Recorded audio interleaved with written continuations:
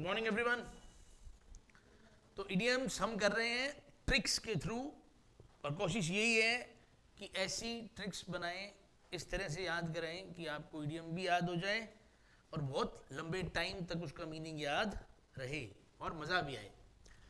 तो पहला आज का इडियम है ऑफ नो अवेल। इसका मतलब जो चीज़ किसी काम की नहीं है। अगर कोई चीज़ अवेलेबल ही नहीं है तो आपकी उसके बारे में जानकारी लेने की कोई बात है? आप किसी जगह कुछ पूछ रहे हो, भाई साहब ये कितने गए, और वो बता भी रहा है इतने गए इतने गए इतने गए, तो आपने कहा तो पर है नहीं तो गए यार, क्या ऐसे मत्था ही मारा फिर तो, जब है ही नहीं तो इसमें भी अपने अवेल का मतलब क्या होता है? जब कोई चीज़ क्या हो, यूज की हो, और अवेल का मतलब अवेलेबल भी होता है। तो इमेजिन करो कि आप किसी गाड़ी वाले से पूछ रहे हो कि भैया हमें उस दिन गाड़ी चाहिए, क्या रेट है, कौन सी गाड़ी के क्या रेट है, और आप कह रहे हो भाई साहब, वो बंदा कह रहा है उस दिन तो हमारे पास कोई गाड़ी है ही नहीं। तो क्या, ये तो मैंने आपको पहले ही बताया था, मैं उस दिन गाड़ी चाहिए। तो ऑफ नो अवेल का मतलब ऑफ नो यूज। उस दिन हमारे पास नहीं है, तो यानी ये चीज, ये इतना पूछा, ये किसी काम का नहीं है, तो आपके पास जब है ही नहीं तो वी डिड आवर बेस्ट। हमने क्या किया अपना, to make your child discipline but it was of no avail. लेकिन वो सारा कुछ किसी काम का, समझ आ रही इडियम कैसे यूज हो रही है? But it was of no avail, he is still the, वो वैसा का वैसा ही है। तो बात समझ आ रही? It was of no avail, किसी काम का नहीं। एट अ स्टोन्स थ्रो मतलब बिल्कुल नजदीक में, बिल्कुल नजदीक में। तो हम कैसे याद किया हमने? इमेजिन करो कि आप दिल्ली या कोई बॉम्बे जैसे शहर के अंदर जाके आपने किसी को एड्रेस पूछ रहे हो, और मान लो वहाँ लोगों के पास टाइम नहीं है, बस वो कह देते हैं बस पास में ही है भाई साहब, भी मेरी जान छोड़ो, तो थोड़ा पास में ही है। अब ऐसे पास में करते करते करते करते आप 2-4 किलोमीटर तो आ गए, और लोग इंग्लिश में बोल रहे हैं at a stone's throw, at a stone's throw. तो आपने पहले तो पूछा कि भैया क्या क्या कह रहा है, तो कह रहे कि ये कह रहा है कि पास में ही है। अब आप इतने परेशान हो गए, वो आपने एक पत्थर ही किसी के हाथ में लेके रख दिया है, वो कह रहा है बस एट अ स्टोन का ले ले पत्थर, तो कह रहा है बस पत्थर फेंको, तो बाद में फेंक इसको जल्द, इसको फेंक पता लगे फिर कितनी दूर है। तो अब सच में बाई चांस आप इतनी नज़दीक पहुंच गए थे कि उस आदमी ने ये लो पत्थर फेंका और वो दुकान या वो घर वही था, तो कितनी नज़दीक था वो? At a stone's throw. ठीक है जी। इसका एग्जाम्पल ये रहा, देखो, Mr Mehraj house is very near just at a, clear है? हेल एंड हर्टी यानी स्ट्रॉन्ग एंड हेल्दी, मजबूत, ताकतवर, बढ़िया। तो हेल को अपने क्या कह रहे हैं एक बार? हाल। हर्टी यानी, मान लो कोई लड़का बंदा अच्छा ताजा है, तो उसके बारे में किसी ने पूछा भी वो कैसा है आजकल, तो जगह ही इज हेल एंड हर्टी, तो क्या क्या वो मतलब हाथी है, तो उसको जल्दी में नहीं सुना, मान लो, या उसको नहीं इतनी इंग्लिश आती, तो मान लो जब कोई पूछता है आपसे भी आप कैसे हो, आपका हाल क्या है, तो आप क्या कहते हो? मस्त हूं मैं तो हाथी जैसा हूं। तो हाल कैसा है? तो हेल कैसा है? हेल आपका, तो I am hale and hearty. Don't fight with him, उससे मतलब भाई you are very, and he is hale and hearty. Hearty यानी हाथी, ध्यान रखना, क्लियर है? टू कॉल अ स्पेड सीधा सीधा किसी को सामने ही कह देना, अगर कोई गलत बात नजर आ रही है तो सीधा सीधा मुंह पे ही कह देना, ठीक है ना? तो यहाँ पे एक पार्टी के अंदर सफेद दिख रहा है ना, ये तो वैसे भी एक पार्टी में एक आंटी ने बहुत ज्यादा पाउडर लगा रखा है, लेकिन पार्टी उसकी है, कोई इसको कह नहीं रहा, सब उसके ही कह रहे यू आर लुकिंग गॉर्जियस, मस्त लग रहे हो जी एकदम। लेकिन बच्चे को नहीं पता, बच्चे ने तो क्या कह दिया, आंटी आप गोरे नहीं लग रहे, क्या लग रहे हो? सफेद लग रहे हो।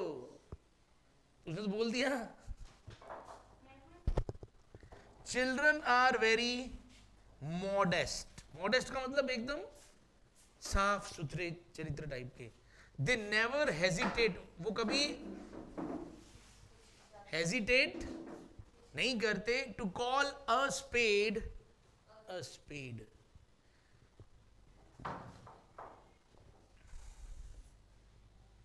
अ डार्क हॉर्स,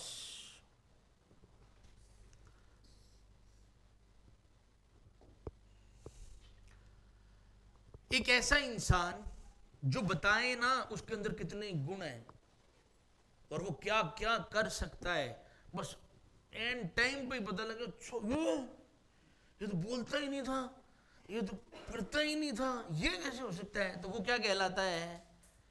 डार्क हॉर्स। नहीं पढ़ी तो नहीं मैंने। हाँ, तो बहुत मतलब ये ऐसा कहा जाता है। सो इमेजिन करो आपके पास कई सफेद घोड़े और आपको शौक भी किसका है? सफेद घोड़ों का। और एक किसी ने, मैं मान लो आपने कोई 7-8 घोड़े खरीदे, किसी ने काले वाला फ्री में ही दे दिया क्योंकि उसको कोई ले नहीं रहा था, तो वो काला घोड़ा भी ठीक है, पड़ा है, चलो। तो लेकिन एक बार गांव में रेस हुई तो उन्होंने कहा जितने मर्जी घोड़े दौड़ा दो, तो उसने अपने सारे दौड़ा देते हैं, क्या पता हमारा फर्स्ट आ जाए कोई। तो काले को भी साथ छोड़ दिया, चल तू भी भाग ले, और वही सबसे क्या आ गया। हालांकि वो थोड़ा छोटा था, तो वही क्या आ गया। वो बाद में उसको पता लगा, वो कहता मैं तो डर गया, इतने भाग रहे मेरे पीछे, मैं तो इसलिए तेज भाग गया। पर चल कैसे भी है, अगला क्या आया? फर्स्ट आ गया। तो वो फर्स्ट कौन आया? Dark horse. तो मालिक को पता लगा ये तो चीज है, हम तो उसको ऐसे ही रखे बैठे थे, ठीक है ना। I can't believe you have won the first, मतलब मैं विश्वास नहीं कर सकता तूने क्या जीता है। You are a dark horse. तो क्या है भाई? किसी को मतलब पता उसको ही बोलना।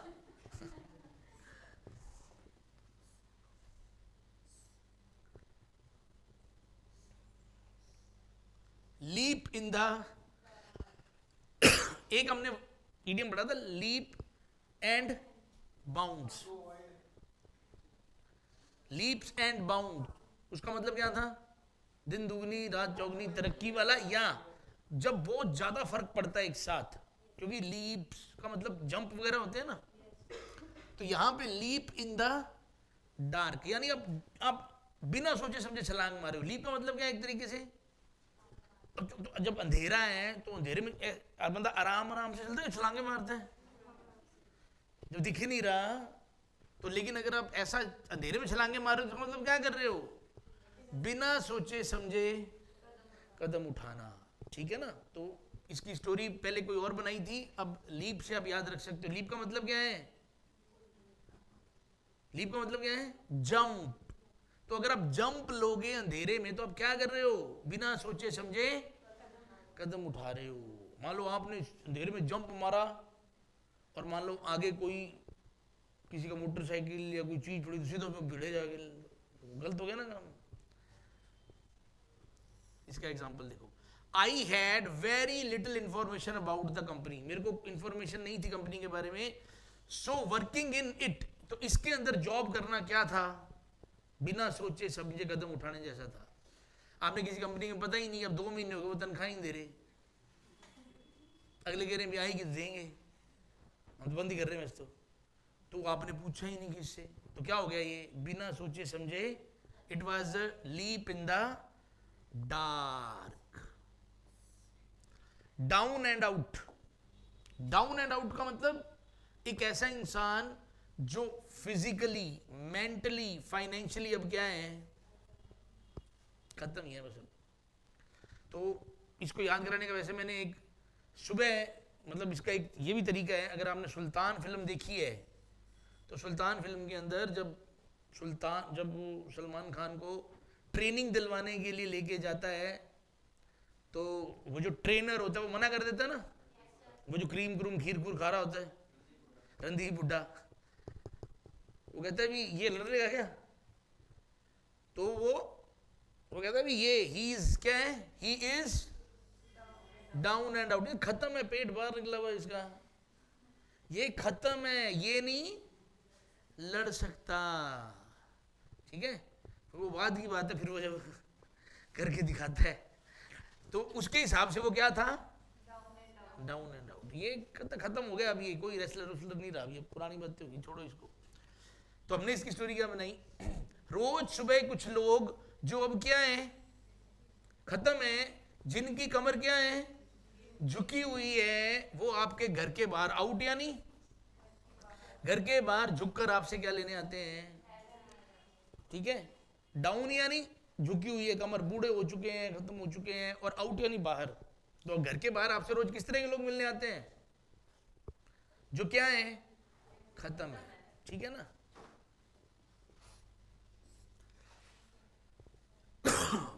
व्हाइट एलिफेंट, बहुत एक्सपेंसिव चीज और वो किसी काम की ना हो, ठीक है जी। तो इसकी स्टोरी क्या है, आपके घर पे एक दिन सफेद हाथी आ गया हो, तो आपने वन विभाग वालों को फोन कर दिया कि भाई साहब एक हाथी हमारे घर आ गया, तो आप इसको, तो वही वन विभाग वाले कहते हैं ध्यान रखना, जितने दिन ये हम आ नहीं रहे, ये कुछ छोड़ना नहीं चाहिए, इसको देख लेना, ये बहुत कीमती है, सरकारी, अब ये सरकारी चीज, अब घर पे हमने तो बताया है, क्या बताया नहीं, अब तूने बता दिया, इसका मतलब तुम्हारे घर पे है, तो कुछ हो गया ना, इसको देख लेना। ले, अब उसकी रोज की खुराक 10,000 की है, अब ना तो आपके काम का है और उसका खर्चा कितना है, ठीक है जी।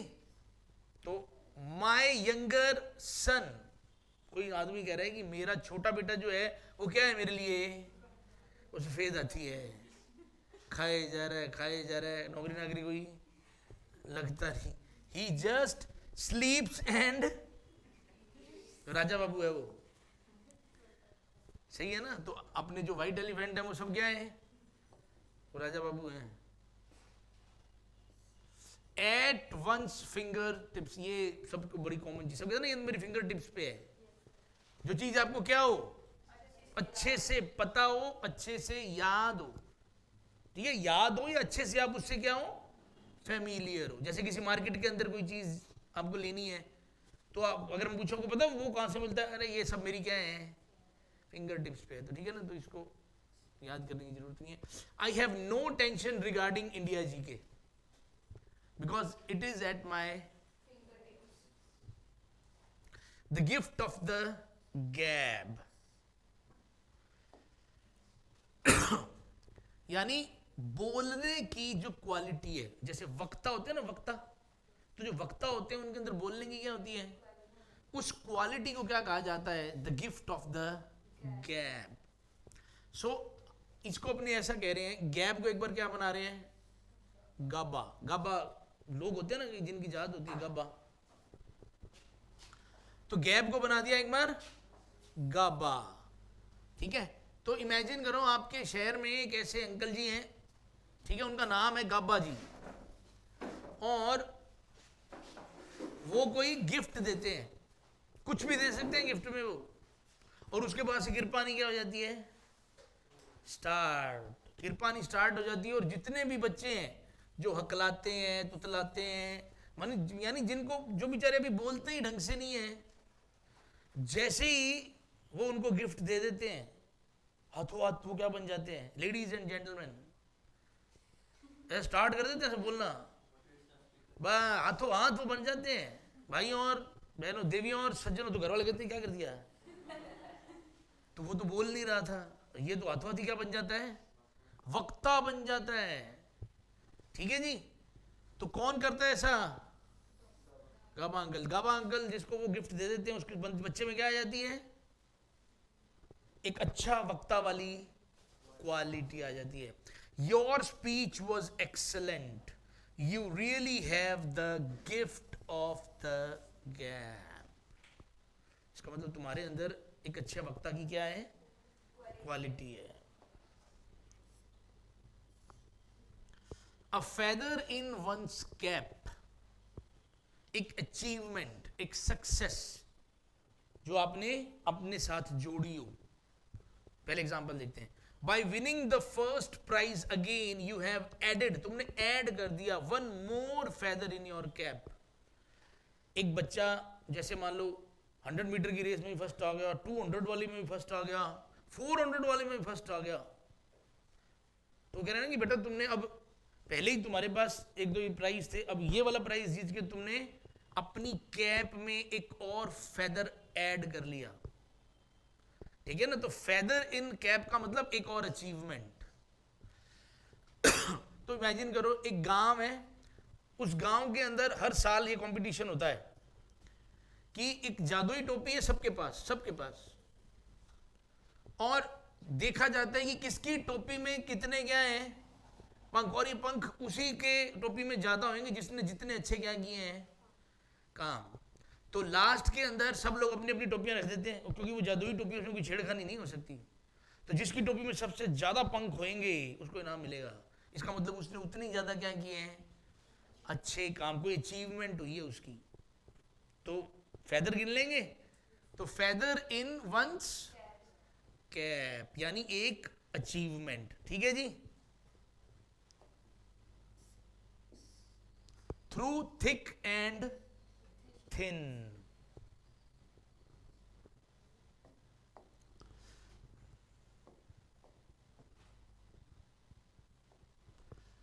क्या मतलब है इसका?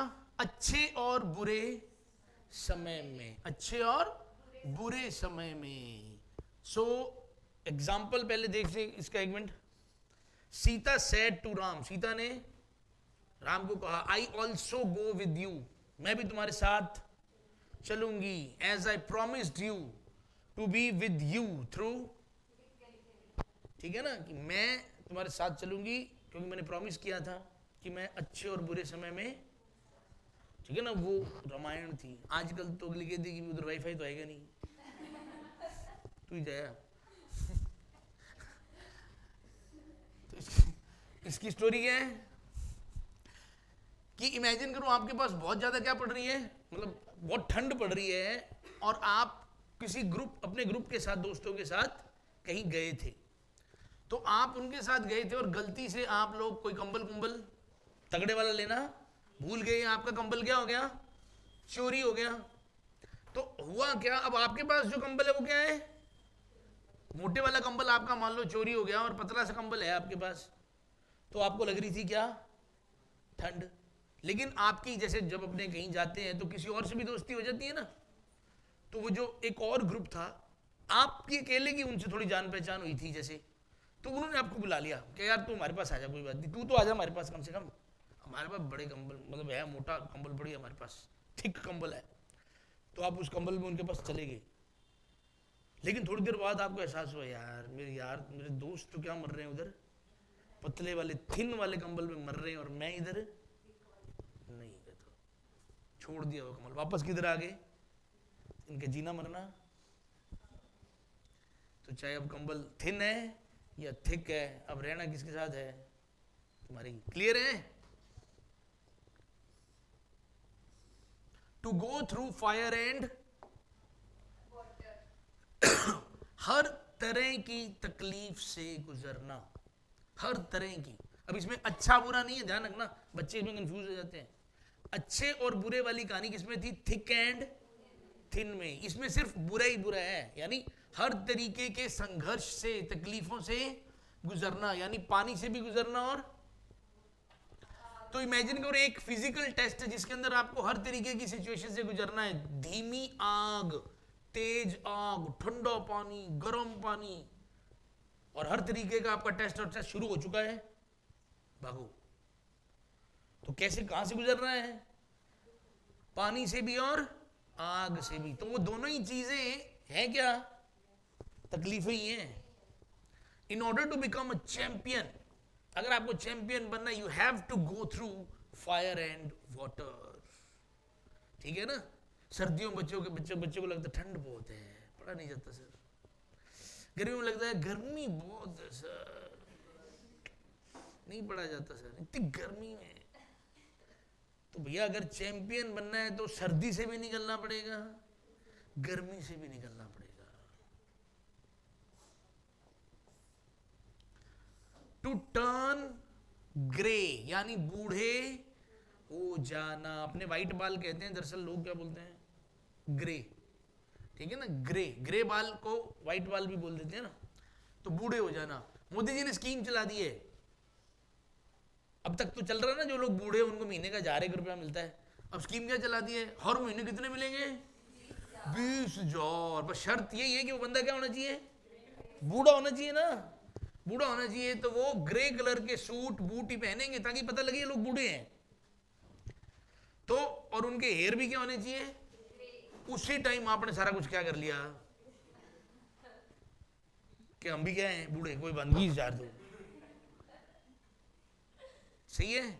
तो टू टर्न ग्रे या टू ग्रे, तो आपने भी अपने आप को पूरा ग्रे में बदल लिया, कोई खास बात नहीं। It is very bad, he has started to go या turn grey in his mid 40s। यानी अगर एक बंदा आपने मतलब 42-45 की 50 से पहले अगर क्या कैसा दिखना लग जाए तो फिर वो क्या है, बड़ी गलत बात है। फ्रॉम हैंड टू, बहुत कॉमन है वैसे ये, जो लोग जैसे तैसे गुजारा करते हैं उनके लिए आमतौर पर अपने नॉर्मल लैंग्वेज में भी ऐसे बोलते हैं, यार वो बेचारे हैंड टू माउथ है। ठीक है जी, हैंड टू माउथ यानी जैसे तैसे गुजारा। तो हमारी स्टोरी में क्या है, एक आदमी है, उसका सिर्फ एक ही क्या है, हाथ है, और दोनों लेग्स भी नहीं है।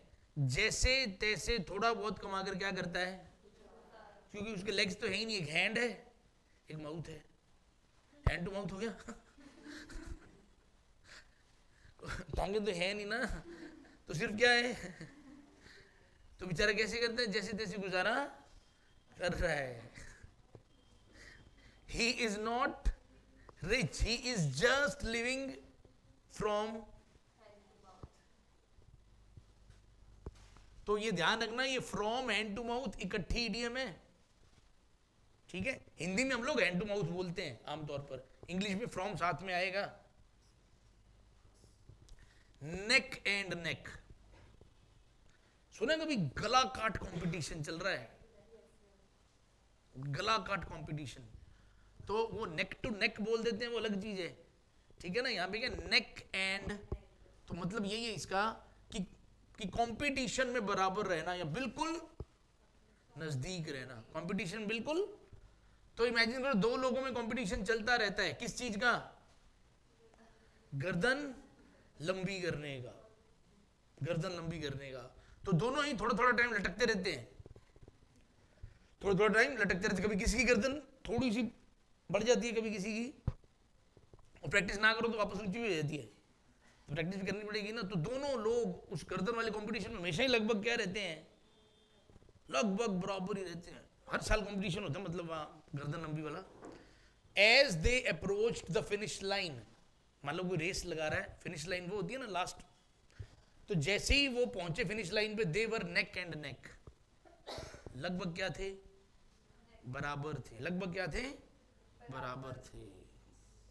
बुली ऑफ द फर्स्ट वाटर, यानी कैसा इंसान, बुरा इंसान, कोई बदमाश।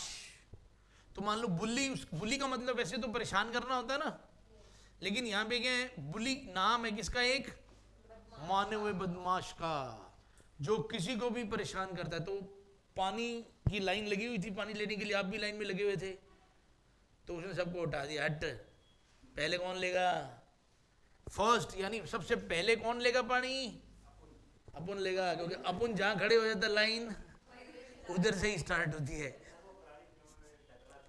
हाँ, अमिताभ बच्चन सेट करता था उसको। ठीक है जी, तो don't mess with him, he is Gabbar Singh, he is bully of the. ठीक है, ये पानी पहले यही लेगा भाई, टेंशन मतलब जान दे इसको। Nip the evil in the, evil का मतलब क्या होता है, बुराई। ठीक है ना, तो किसी बुराई को शुरू में ही क्या कर देना, अर्ली स्टेजेस में ही, अभी जब वो चीज शुरू ही हुई है तो उसको उसी टाइम क्या कर देना, खत्म कर देना।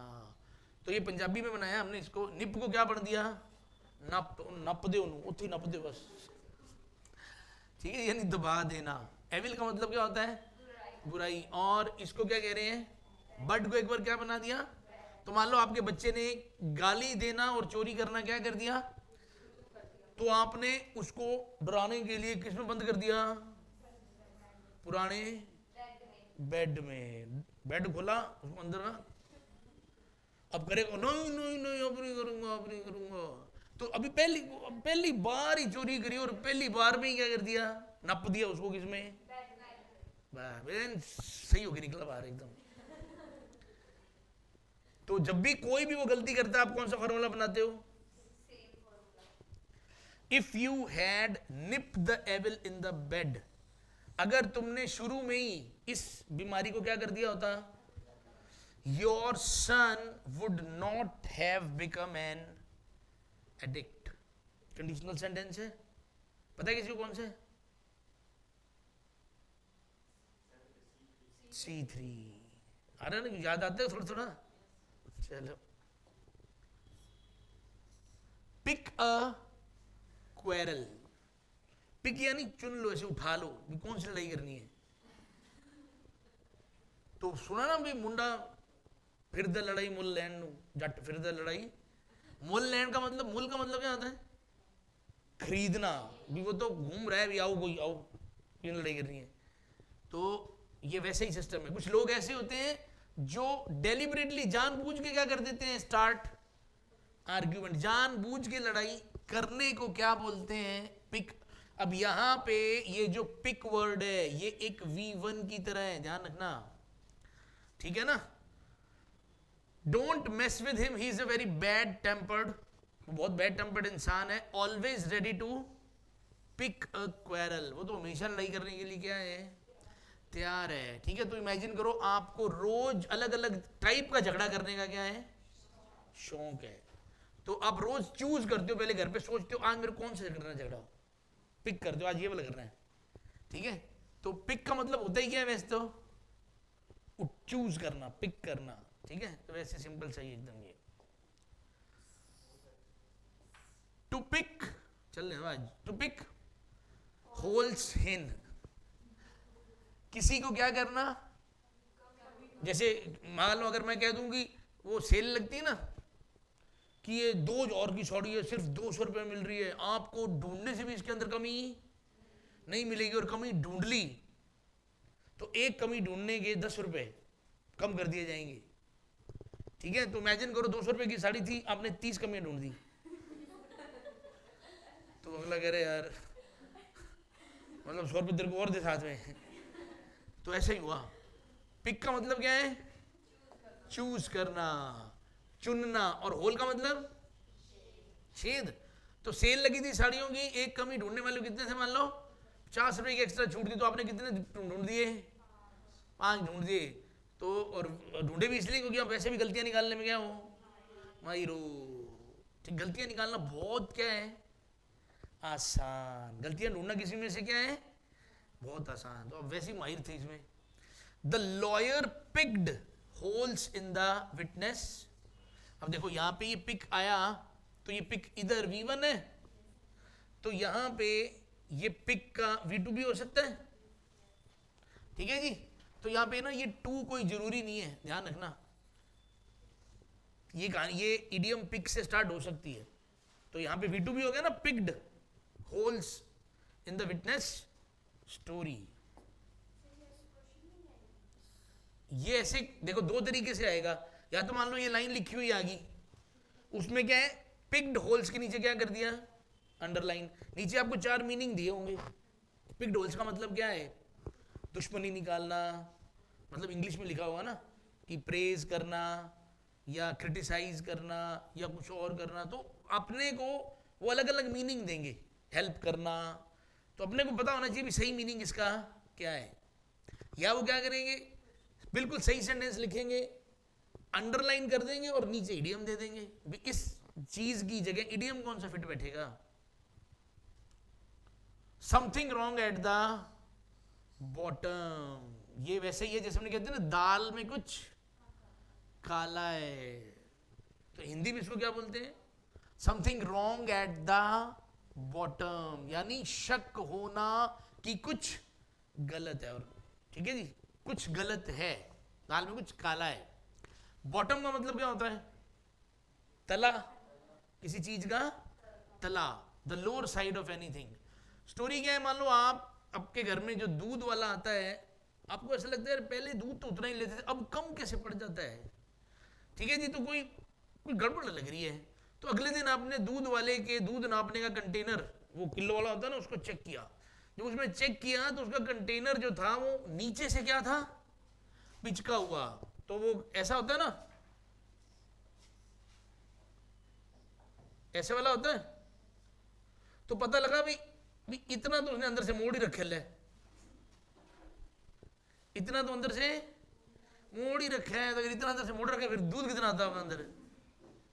तो कुछ तले में क्या था उसको पता लग रहा था, वैसे भी कुछ बॉटम में मेरे को क्या लग रही है, तो something wrong at the bottom. तो वही हुआ। Why didn't you tell a lie to me? ठीक है ना, सॉरी यार, डिड लगाना था, डिड नॉट लग गया। कि तुमने झूठ क्यों बोला मुझसे, it means there is something at the, कुछ गलत है। टू टर्न द टेबल्स क्या मतलब है, स्थिति को अपने पक्ष में कर लेना, कुछ ऐसा करना कि अब आपका ही फायदा होगा। तो हमने इसकी क्या स्टोरी बनाई है, इमेजिन करो कि दो लोग आपस में शर्त लगा लेते हैं। मान लो एक कॉलेज है, उसकी कैंटीन के अंदर कभी कभी तो बच्चे ऐसे बैठते हैं दोनों साइड, ये टेबल है ऐसे बैठ के, और कभी कभी टेबल्स कैसे लगा देता वो आदमी, ऐसे। क्लियर है, यानी कभी टेबल ऐसे भी लगी हो सकती, कभी टेबल। तो ऐसे ही दोनों लोगों में बात हो जाती है, भी वो कहता है टेबल ऐसे सीधे लगे होंगे, वो कहता नहीं टेबल टेढ़े लगे होंगे। तो कहता चल ठीक है, अपने पहुंचते हैं, और जिसके हिसाब से टेबल लगे होंगे फिर दूसरा उसको क्या देगा, पार्टी। तो वो दोनों फटाफट मोटरसाइकिल स्टार्ट करते हैं, पहुंचते हैं। लेकिन एक रास्ते में फोन करते थे, भाई साहब टेबल कैसे कर देना, ऐसे। तो उसने टेबल को क्या कर देना, वो क्या कहता, टर्न कर देना। तो अगर उसने कहने से टेबल टर्न हो गई तो उसने स्थिति को क्या कर लिया अपने, तो उसने पहले ही कह दिया, कैंटीन वाले को फोन कर दिया, तो टेबल्स टर्न करके सीधे करने को कह दिया, और ज्यादा टेबल्स अपने साइड करवा दिए, यानी स्थिति को क्या कर दिया। Dan was always the one in trouble, but now the tables are turned and he is doing very well. यानी डैन एक ऐसा था जो हमेशा ही दिक्कत में रहता था, पर अब स्थिति बदल चुकी है। But now tables are turned, यानी अब सिचुएशन क्या हो चुकी है, उसके पक्ष में आ गई है, बदल चुकी है। And he is doing very well, और अब वो क्या कर रहा है, बहुत ही अच्छा कर रहा है। अ मैन ऑफ मार्क, एक प्रसिद्ध व्यक्ति। एक आर्मी वाले के ऊपर पाकिस्तानी फौज ने बहुत क्या किया, मतलब वो पकड़ा गया, उसको पकड़ लिया और उसको बहुत ज्यादा टॉर्चर किया। तो उसकी बॉडी पे क्या पड़ गया, बहुत ही ज्यादा, और वो किसी तरीके से वहां से बच के आ गया। और अब वो मीडिया में आ गया, और मीडिया में आ गया तो उसको कट ही कट लगे पड़े हैं, बुरी बुरी तरह से उसको काटा गया है। तो उसको सब कह रहे हैं कि ये क्या है, मैन ऑफ मार्क। तो मैन ऑफ मार्क, मार्क का मतलब होता है ना अपना निशान छोड़ देना। एक ऐसे इंसान जो अपना क्या छोड़ देते हैं, तो निशान का मतलब अपनी याद, एक हिस्ट्री क्रिएट कर देते हैं। तो a man of mark, he is mister Rahul Bajaj, he is a man of mark. Rahul Bajaj कौन है, बजाज कंपनी का मालिक है, समझ आई। ऐसे तो पुरानी बात में कबाड़िया भी एक बजाज है। गो टू द वॉल मतलब बर्बाद हो जाना। एक हमने गो टू द डॉग्स भी पढ़ा था, बर्बाद हो जाना। टू बी डिफीटेड और डिस्ट्रॉयड। तो इमेजिन करो आपके शहर में एक रेड लाइट एरिया है, ठीक है ना, गंदा इलाका। तो उसके चारों तरफ एक गवर्नमेंट ने क्या बना दिया है, दीवार बहुत ऊंची, और हालांकि ऊंची पतली सी है, बहुत रिस्की उस पर चढ़ना। तो आपने अपने एक रिलेटिव को किधर जाते देखे, वहां पे उस दीवार वाली तरफ। तो इसका मतलब ये क्या हो गया है, हो गया बर्बाद ये। ठीक है, तो आजकल और आज आपको पता लगा वो क्या हो गया, तो आप कह रहे थे मेरे को पहले ही पता लग रहा था कि ये क्या होने वाला है। I just want to save my family, let all others go to, बाकी सारे बाहर में जाए। ठीक है जी, तो गो टू द वॉल का एक मतलब क्या आता है, गो टू हेल जैसा भी है, अपने बोलते ना कई बार गो टू हेल, तो गो टू द वॉल भी बर्बाद हो जा, बाहर में जा।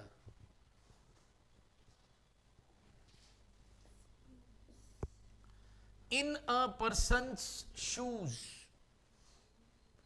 मतलब किसी की जगह खुद को रख के देखना, सोचना। कहते हैं ना, आप उसके जूते में पांव डाल के देखो, फिर आपको समझ आएगा जूता उसको कहां से पिंच करता है। कहते हैं ना, यानी किसी का दर्द आपको तभी समझ आएगा जब आप उसकी जगह खुद को रख के देखोगे। तो ये वही चीज है। आप किसी की डेथ पर गए, एक आदमी जोर जोर से हंस रहा है, तो आपने सोचा भाई इसको लग रहा है इसको सदमा थोड़ा ज्यादा ही पहुंच गया लगता है, ठीक है ना।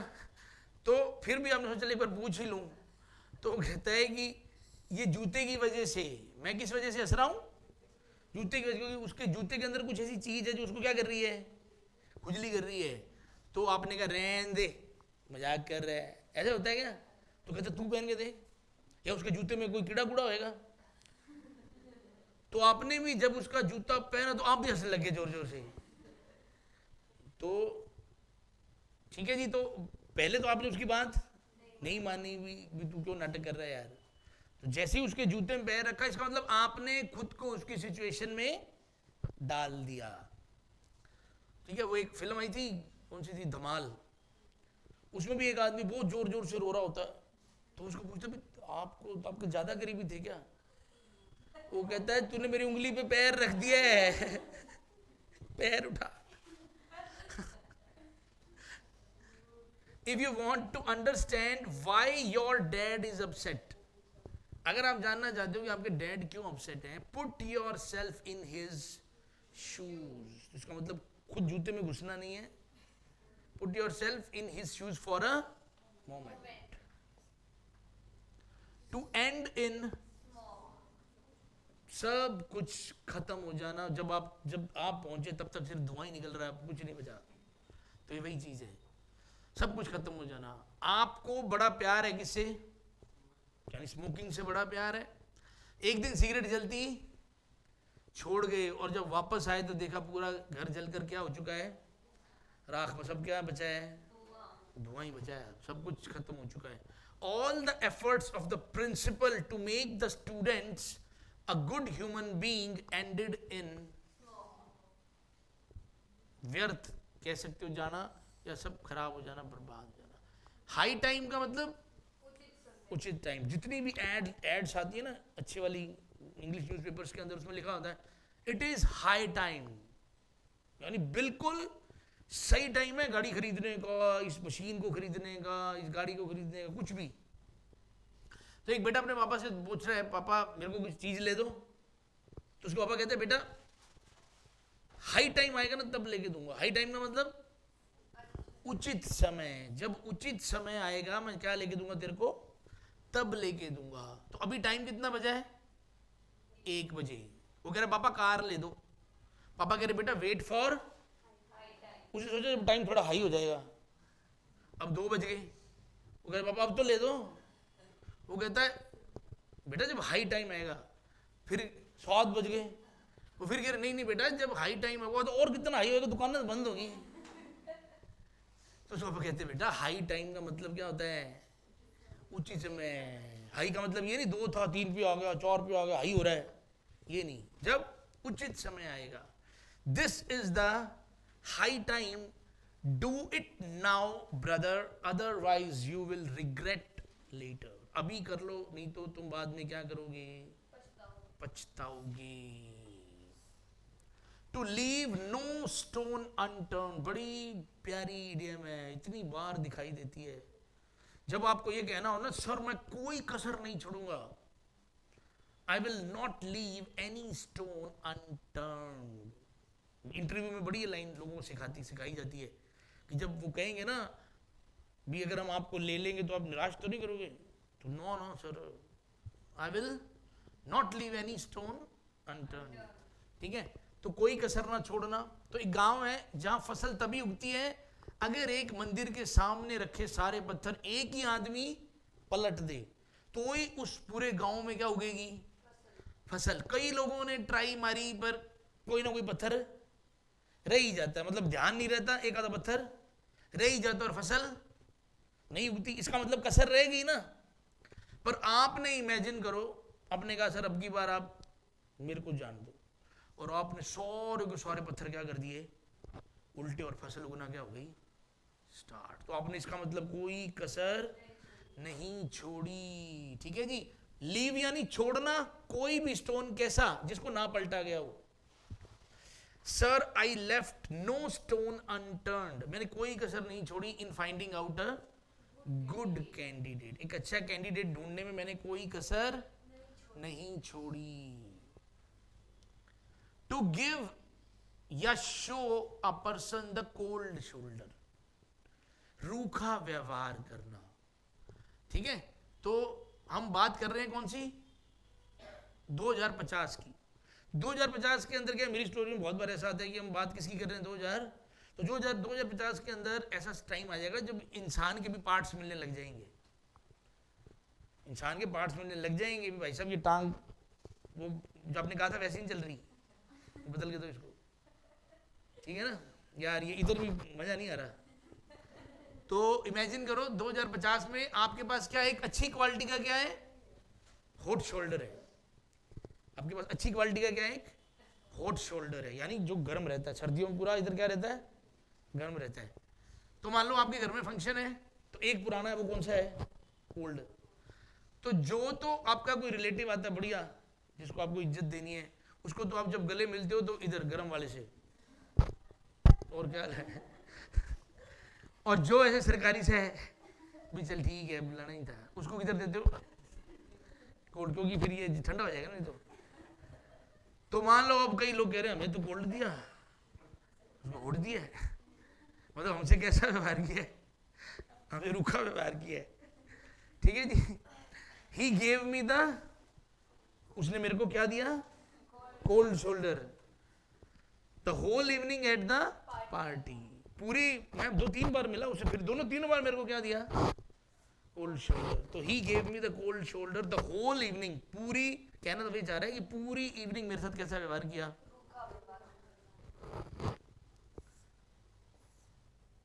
बिल्ड कैसल्स इन द, मेरे हिसाब से ये हर बच्चे को आता होगा, हवाई किले बनाना।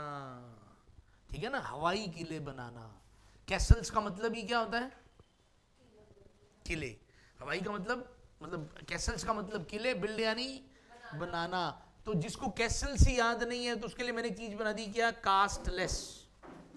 क्या बना दिया? कास्टलेस। अब आप भाषण दे रहे हो कि अगर मैं पीएम बन गया तो इंडिया को मैं क्या बना दूंगा? हिंदू मुस्लिम धर्म सब कुछ खत्म कर दूंगा, मैं सिर्फ एक ही धर्म रखूंगा, किसका? तो लोग कह रहे उतार लो इसको, आ जा नीचे है तुम, क्योंकि ये कैसी बातें हो रही हैं? वो ज्यादा ही, सारे किले किधर हैं? हवा में, किले का कुछ दिखाई नहीं दे रहा। तो be practical and stop building Castle's in the a bird's eye view. Birds eye view का मतलब होता है एक ही नजर में देख लेना सब कुछ, अच्छा ये है कहानी। तो पूरी स्थिति का जायजा ले लेना, कैसे? उसको क्या कहते हैं? Birds eye view. सही सही अंदाजा लगा लेना। जैसे ईगल जो होती है वो आसमान से भी इसको देख सकती है। ईगल कितनी ऊपर होती है? 2-4-5 किलोमीटर तो ऊपर होती है। तो इसकी आंख कितनी होती है? ये इससे भी छोटी आंख होगी उसकी, लेकिन इतनी सी आंख से वो उतने किलोमीटर में से किसको देख लेती है? क्योंकि आपको ढूंढने पर भी कोई चीज नहीं मिलती, तो आपके पापा ने आपकी कौन सी आंख लगवा दी है? ठीक है ना। तो कुछ, क्योंकि आपको समझ ही नहीं आता। मान लो आपने कभी देख क्या सिस्टम है, नहीं पता, नहीं चल रहा तो किसी ने कहा भी जिसकी आंख में वो बात नहीं है, इसको सिचुएशन समझ, तो आपने बाज की आंख लगवा दी है। फिर अब से वो बच्चा कह रहा हाँ पापा मेरे को सब पता लग रहा है भी क्या करना है क्या नहीं करना, सारी सिचुएशन मेरे को क्या आ रही है, कब से, ठीक है ना, जब से आंख किसकी लगवाई है, बर्ड की। तो बर्ड्स आई व्यू, जैसे बर्ड एक देख लेता है वैसे ही स्थिति को एक ही बार में अच्छे से क्या है समझना। With the bird's eye view, it is clearly seen that the sales has increased in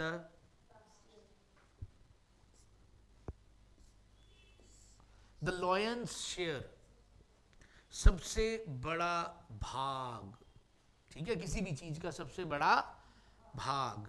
so imagine करो जंगल में हाथी का बर्थडे पार्टी थी, फिर भी केक का सबसे बड़ा पार्ट किसको दे दिया, वो रो रहा है क्यों, बर्थडे मेरा है, और इतना सारा केक तो किसको दे दिया, कहते नहीं बेटा वो देना है, वो है ना, फिर वो राजा जी हैं, ठीक है जी। तो हाथी का बेटा क्या हो गया, नाराज। तो जंगल में हाथी की बर्थडे पार्टी थी, फिर भी केक का सबसे बड़ा पार्ट किसको दे दिया, शेर को। तो लॉयन शेर, यानी जो लॉयन का जो शेर होगा वो सबसे क्या होगा, बड़ा। तो बड़ा भाग को क्या बोलते हैं, lion share. The lion share of the museums budget goes on special exhibitions, यानी जैसे म्यूजियम है कोई, हर साल उसका एक बजट गवर्नमेंट सेट करती है कि इस साल इस म्यूजियम के ऊपर पैसा अगर लगाना है, जैसे रंग रोगन पे लगाना है, या कोई नई कोई चीज़ रखनी है लानी है, या इसके एग्जीबिशन लगाने हैं। एग्जीबिशन में खर्चा आता ना, फिर बहुत सारे लोगों को वहाँ उस टाइम एम्प्लॉय करना पड़ता, लगाना पड़ता ना वहाँ पे। तो the lions share of the museums budget goes on special exhibitions. A snake in the, छुपा हुआ, ठीक है ना, वो कहते हैं तू दोस्त के रूप में क्या है, एक और भी कुछ होता है ऐसा, आस्तीन का सांप तो खैर होता ही है, नहीं तू भेड़िया निकला, ऐसा नहीं कुछ होता क्या, तू हैं, ऐसा कुछ नहीं होता। चलिए, एक ऐसा इंसान, स्नेक इन द ग्रास क्या होता है, यानी देखो सांप जो होता है घास में, घास जैसे रंग का होता है वो, तो आपको पता ही नहीं चलता, हो सकता है आपके पास एक बड़े खेल भी लो अब आपको पता ही नहीं चल रहा है ये क्या है। तो इमेजिन करो स्नेक इन द ग्रास का मतलब ये है कि दिख नहीं रहा, एक ऐसा इंसान जो नाटक किसका कर रहा है, दोस्त होने का, पर है क्या, शत्रु, ठीक है ना। आपको नोट्स नहीं दे रहा है उसके पास, और आपको उल्टा नोट्स आपके घुमा हो रहा है, और वो साथ मिलके ढूंढ हो रहा है, ढूंढना पड़ेगा। तो ये क्या है, स्नेक इन द ग्रास। तो कोई रोज आपके गार्डन की घास में क्या छोड़ जाता है, और आपको पता ही नहीं लग रहा। तो जब सीक्रेट कैमरा लगाया तो पता चला जो दोस्त रोज साथ मिलके ढूंढता है ना, वही तो छोड़ता है। Do you hear that Daria's best friend stole money from her bank? क्या आपने सुना कि डारिया के बेस्ट फ्रेंड ने ही उसका क्या चुराया था, बैंक में से पैसे। What a snake in the dark grass, ठीक है। A wet blanket, ये हमने एक इनर वेट वर्ड पढ़ा था, वर्ब कमजोर कर देना। तो वेट ब्लैंकेट वो होता है वो आदमी जिसका खुद का भी हौसला टूटा, और वो लोगों को कुछ नहीं होना, मैंने 3-4 साल ट्राई मारी, नहीं होता सिलेक्शन, इतनी दुनिया पड़ी है तो हमारे ही होना है, इतने समझदार लोग पड़े हैं, नहीं होता यार, देख लिया ऐसे ही है, सब पैसा चलता है, ये है वो है। तो अगला जो तैयारी करने लगा होता कहता चल ठीक है, फिर हो गया काम उसका। तो यहाँ पे क्या है, आपको पहलवानी करने का क्या चढ़ा है, शौक, और घर वाले कह रहे हैं अभी तू रहने दे, अभी हम समझा रहे हैं, फिर बार बार समझा देंगे, मान जा तू, भाई तू अभी कमजोर है, या अभी थोड़ा कुछ कर पहले। तो मान लो अभी हुआ क्या, वो आदमी तो एक, वो आप जा रहे हो पहलवानी करने के लिए, एक आदमी ने देख लिया मान लो, तो वो भी पहले पहलवानी करने के लिए जा रहा था, तो उसको समझ आ गई, तो उसको सोचा भी चलो आपको समझा दूं। तो उसने क्या किया, आपको रास्ते से ही बुला लिया, और उसने कहा कि मैं तेरे को एक छोटा सा चैलेंज करता हूं, अगर ये वाला तू काम कर दे तो फिर तू पहलवान। तो उसने आपको क्या कहा, उसने कहा कि मान लो ये कंबल पड़े हैं, तो ये कंबल उठा के इस वॉशिंग मशीन में डाल देती, 2-3 कंबल हैं, तो आपने वो तीनों कंबल वॉशिंग मशीन में। अब उसने कहा कि इन तीनों कंबलों को एक साथ बाहर निकाल लेगा अगर मैं थोड़ा सा इनको गीला कर दूं तो। मतलब है अभी उठा के 3 डाले हैं, उठा के बाहर भी निकाल लूंगा। तो जब आपने उसके अंदर पानी डाला तो वो एक कंबल ही ऐसा हो जाता, उसको उठाने में 2 लोग लगते हैं। तो टोटल कंबल कितने थे? वो 3 कंबल थे। अब उस लड़के ने पूरा जोर लगा लिया, उससे वो कंबल बाहर, और वो जो आदमी था जिसने उसको कहा था उसने ऐसे उठा के बाहर निकाल दिए। वो कहते करनी है पहलवानी या नहीं, बस हो गया। तो उसका हौसला तोड़ दिया, तो उसका भी हौसला क्या है? तोड़ दिया। Jack's fun at parties but his brothers, ये थोड़ा सेंटेंस ही और हिसाब का हो गया, चलो कोई बात नहीं। पुल अ लॉन्ग फेस, उदास होना। जब इंसान उदास होता है तो उसका चेहरा जो होता है वो लंबा दिखता है, ठीक है ना? क्योंकि जब आप खुश होते हो तो इधर वाली साइड मुंह जाता है, और जैसे ही आप उदास होते हो तो मुंह किधर वाली साइड जाता है? ऐसा नीचे वाली साइड। क्योंकि ना लोग मुंह क्यों लटका रखा है, ऐसे ही होता है ना। तो वो कोई कह रहा है कि अगर आप फेस की लंबाई बढ़ाना चाहते हो तो जितना हो सके उतना क्या रहो, उदास रहो, ठीक है ना? और चेहरे को ऊपर नीचे करो, खींचो। और जब हम उदास होते हैं तो हमारे फेस की लेंथ क्या होती है? सबसे ज्यादा। She pools a long face when ever her mother. तो ये इजी है, तो V1 से स्टार्ट है ना, पुल के साथ S भी लग रहा है। स्पिक एंड स्पैन, साफ सुथरा। Clean and tidy and fresh. तो एक बार आपको स्टेज पर खड़े होके मौका मिला किसके बारे में बोलने का? स्पेन कंट्री के ऊपर कुछ आपको तो लाइनें बोलनी थी। स्पीक का मतलब, स्पीक को अपने क्या बना रहे हैं एक बार? स्पीक। तो आपको बोलना था किसके ऊपर? पर बच्चा नर्वस हो गया, आप नर्वस हो गए और बस आप एक ही लाइन बोल रहे हो कि स्पेन बड़ा साफ सुथरा है। अगली लाइन ही नहीं आपको आती। स्पेन बड़ा साफ सुथरा, स्पेन बड़ा। अब लोगों ने आपका नाम ही क्या रख दिया, जिधर से भी आप खड़े होते हो निकलते लोग भी कहते हैं स्पेन बड़ा साफ सुथरा है। बच्चे ऐसे ही होते हैं ना, जब इसका मजाक उड़ाना हो और बच्चा कहीं अटक जाए, जैसे कोई गाना गा रहा हो और अटक जाए तो लोग फिर उसके साथ में वही वाला गाना गाते हैं। तो स्पेन बड़ा, तो स्पिक एंड स्पैन से बस यही वाली याद है। I saw many young man in spick and span uniforms. बस 3 रह गए आज, इतना ही बहुत है। Flash and blood. Flash and blood का मतलब होता है एक नॉर्मल इंसान। फ्लैश का मतलब मांस और ब्लड उसमें है। फ्लैश एंड ब्लड का मतलब नॉर्मल इंसान। जब एक नॉर्मल जीवित इंसान की बात करेंगे, एक नॉर्मल जीवित इंसान ये काम कर सकता है, तो उस सिचुएशन को हम क्या बोलते हैं? एक नॉर्मल जीवित इंसान। तो एक कंपटीशन है जिसके अंदर, जिसमें किसी भी जानवर का कम से कम कितना मांस खाना है एक इंसान को? 4 किलो। और उसका कितना पीना है खून? 5 लीटर। तो आपने इसमें पार्टिसिपेट करने से क्या कर दिया कि आप कह रहे मेरे को तो नहीं लगता भी एक आम आदमी ऐसा कर सकता है, भी एक आम आदमी ऐसा कर सकता है, तो आपने मना कर दिया भी। Competing with a real lion, एक रियल लॉयन से कंपीट करना और बिना किसी हेल्प के, कोई हथियार भी नहीं आपके पास, is beyond the capabilities of flash and. ये चीज एक नॉर्मल इंसान के बस के तो क्या है? तो एक नॉर्मल इंसान को क्या कहा जा सकता है? Flash and blood. A laughing stock, एक ऐसा इंसान जिसको देख के ही क्या आ जाए? हंसी आ जाए, ठीक है। एक बच्चा बड़ा उदास था, किसी ने कहा कि आपके पास, क्योंकि आप क्या हो? एक लाफिंग स्टॉक, आप हंसा सकते हो किसी को, तो किसी ने कहा कि यार कि ना उस बच्चे को ना आपके पास ले आते हैं, और क्योंकि आपके पास जोक्स का क्या है? फुल स्टॉक है। 5 मिनट बाद ही जब वो बच्चा वापस आया तो पागलों की तरह क्या है? हंस रहा था। तो लाफिंग स्टॉक, आपके पास स्टॉक है किस चीज का? हंसा देने के सामान का। तो आप क्या हो? ऐसे इंसान जिसको देख के ही क्या आ जाए? ठीक है, तो आप किसी को अगर कहना होगी ये मजाकिया है तो उसकी जगह क्या कह सकते, ही इज अ, ठीक है ना। I can't ride this old bicycle, मैं ये पुरानी साइकिल नहीं, आई विल बी, तो मैं क्या बन जाऊंगा, मेरे को देख के फिर सारे क्या करेंगे, हंसेंगे। तो मैं मजाक का पात्र नहीं बनना चाहता, तो मजाक का पात्र के लिए भी ये वर्ड यूज हो सकता है, जिसको देख के लोग हंसे। तो ये मजाक का पात्र में ही है, वैसे ये मेन कहानी इसकी, मजाक का पात्र यही है।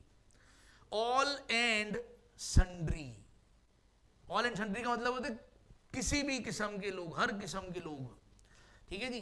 तो इसको हमने क्या बना दिया, सुंदरी। तो इमेजिन करो एक बार आपने पार्टी में एक बहुत ही फेमस किसको बुला लिया, सुंदरी को बुला लिया, मान लो कैटरीना को बुला लिया। अब आपने लोग तो बुलाए थे कैसे, हाई क्लास, पर दीवारों पर चढ़ चढ़ के सारी आ गए। अब तो फिर किस तरह के लोग आ गए, हर किसी के, सिक्योरिटी वाले, हम क्या करें भाई, सही है ना। तो हर की तरह के लोग क्या आ गए, तो ऑल एंड सन्ड्री, सन्ड्री को सुंदरी बना दिया। Cold drinks were served to all and, cold drinks तो सबको सर्व कर दी गई, पर पनीर पकौड़े हिसाब से दिए गए। चलिए बहुत आज के लिए।